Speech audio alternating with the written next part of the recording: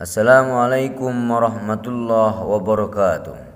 Kaifa halukum? Alhamdulillah. Bapak doakan semuanya anak-anak dalam keadaan baik. Materi kali ini kita akan bahas tentang memahami 4 Asmaul Husna. Tujuannya satu, anak-anak bisa memahami dengan baik 4 Asmaul Husna. Yang kedua, anak-anak bisa mengambil hikmah dan contoh dari sikap sifat Asmaul Husna. 4 Asmaul Husna. Yang pertama, Al-Mumit. Artinya Allah yang maha mematikan. Kita harus yakin bahwa Allah yang menetapkan kematian kepada seluruh makhluk. Kapanpun Allah berkehendak, maka Allah akan mengambil nyawa manusia. Kematian tidak memandang siapapun, muda ataupun tua, orang yang sakit ataupun sehat. Selain karena sakit, kematian juga disebabkan oleh bencana alam. Bahkan yang namanya kematian tidak ada kata-kata terlambat, tidak ada terlalu cepat. Hukum Allah yang disebut dengan qadha, ketetapan dan ketentuan Allah yang pasti, maka tidak ada yang namanya ditunda-tunda. Maka dalam firman Allah, salah satu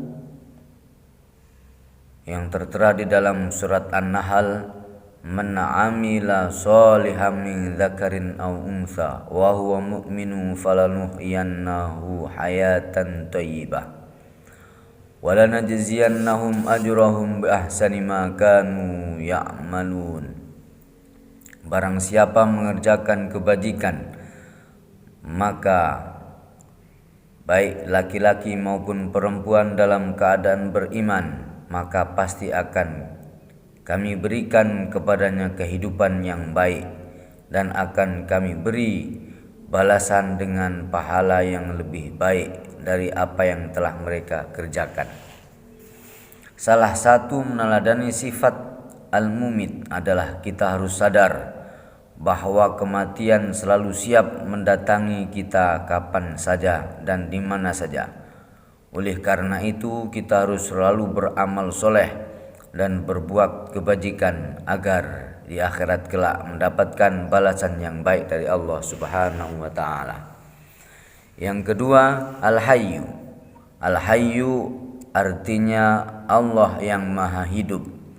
Allah Subhanahu wa taala senantiasa hidup dan maha kekal. Allah tidak akan pernah mati. Allah tidak akan pernah fana. Allah tidak akan pernah rusak. Allah adalah sumber dari segala yang hidup, kehidupan yang abadi, tidak ada awal dan tidak ada akhir. Allah juga yang memberi dan mencabut kehidupan dari seluruh makhluknya sesuai dengan firman-Nya, wal hayyu la ilaha illa huwa fad'uhu mukhlishina lahuddin alhamdulillahi rabbil alamin.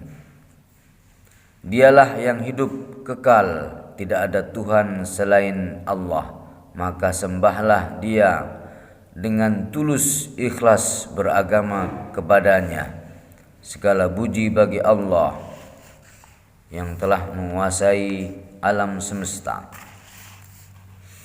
Sifat Allah yang maha hidup sama seperti sifatnya yang lainnya, yaitu bersifat mutlak, tidak mengalami pengurangan, perubahan, kerusakan atau penindasan. sementara kehidupan makhluk bersifat terbatas, yaitu ketika telah mencapai batasnya maka kehidupan itu akan selesai, akan mengalami yang namanya kematian. Kita dapat mengambil dan meneladani sifat Al-Hayyu adalah mempergunakan kesempatan hidup yang diberikan Allah dengan sebaik-baiknya, seperti banyak melakukan amal kebajikan.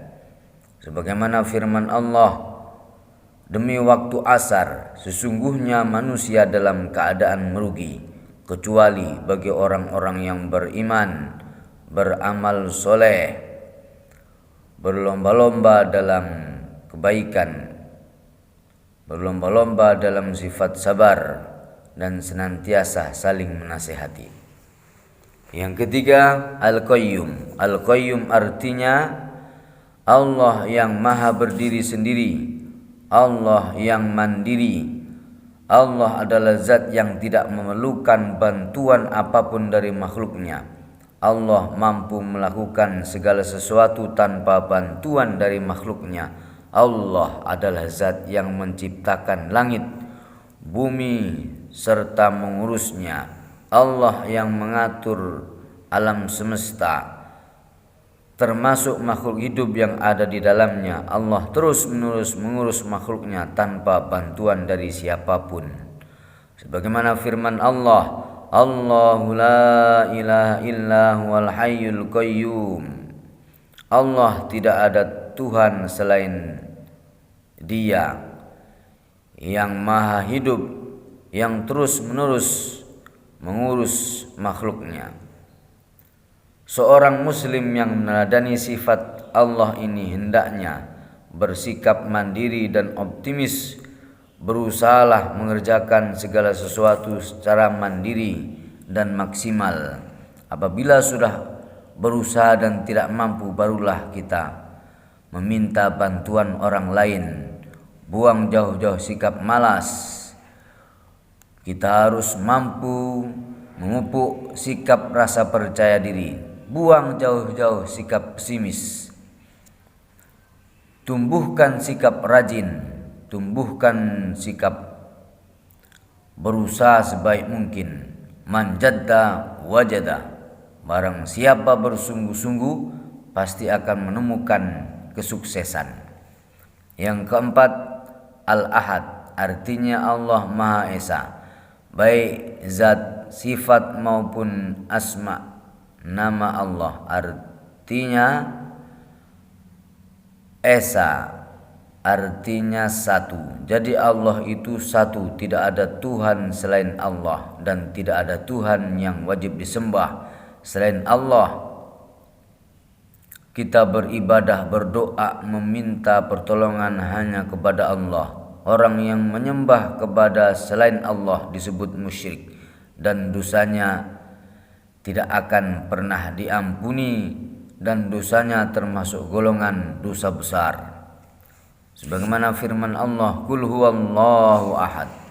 Katakanlah wahai Muhammad, Dialah Allah yang Maha Esa. Allah Maha segalanya. Allah itu Esa. Allah mampu melakukan segala sesuatu sendiri. Allah tidak pernah membutuhkan bantuan makhluknya. Selanjutnya dapat Bapak simpulkan bahwasanya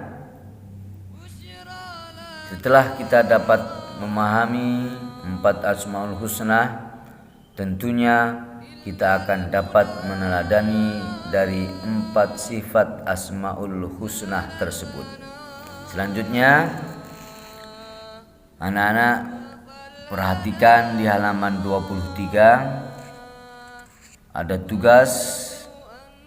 Di sini akan mengasah dan menguji kemampuan kita.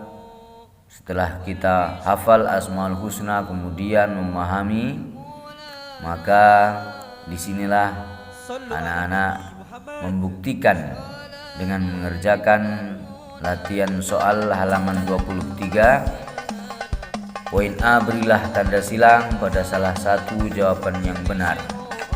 Kemudian halaman 24, Poin B, isilah titik-titik berikut dengan jawaban yang benar. Kemudian C, jawablah pertanyaan-pertanyaan berikut dengan tepat. Demikian, kurang lebihnya mohon maaf. Assalamualaikum warahmatullahi wabarakatuh.